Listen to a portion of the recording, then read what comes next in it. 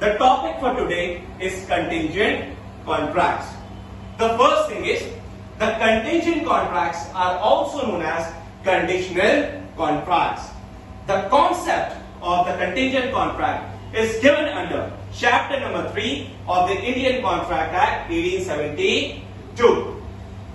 The sections which deals with contingent contract are section 31, 32, 33, 34, 35 and 36.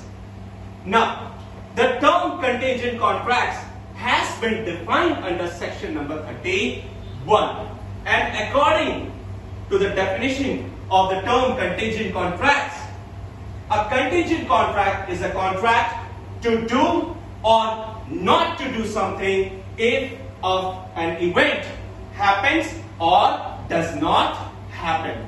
A contingent contract is a contract to do or not to do anything if the event happens or does not happen. So here there are four possibilities in case of contingent contract.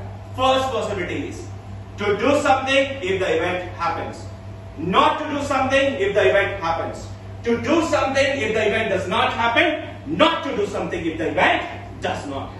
So these four possibilities are there when it comes to the concept of contingent contracts.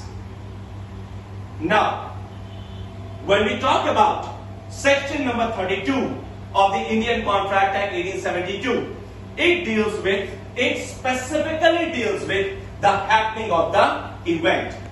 So, according to section number 32, if there is a contingent contract to do or not to do anything if the event happens, then in such a case, such a contract can only be enforceable by law when that event happens.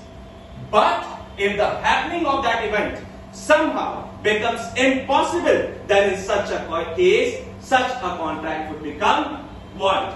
What I have just said in section number 32, if the contract is contingent upon the happening of the event, then in such a case, such a contract would be enforceable by law only when the event happens.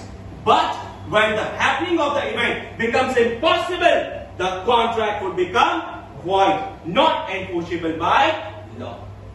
And according to section number 33, whenever there is a formation of a contingent contract to do something or not to do something if the event does not happen, then in such a case, such a contract would only be enforceable by law when the happening of the event becomes impossible and not before. Nobody will say that when there is a formation of a contract to do or not to do something, if the event does not happen, then in such a case, such a contract should be enforceable when the event does not happen. No! Such a contract would be only enforceable when the happening of the event becomes impossible and not before. Got it?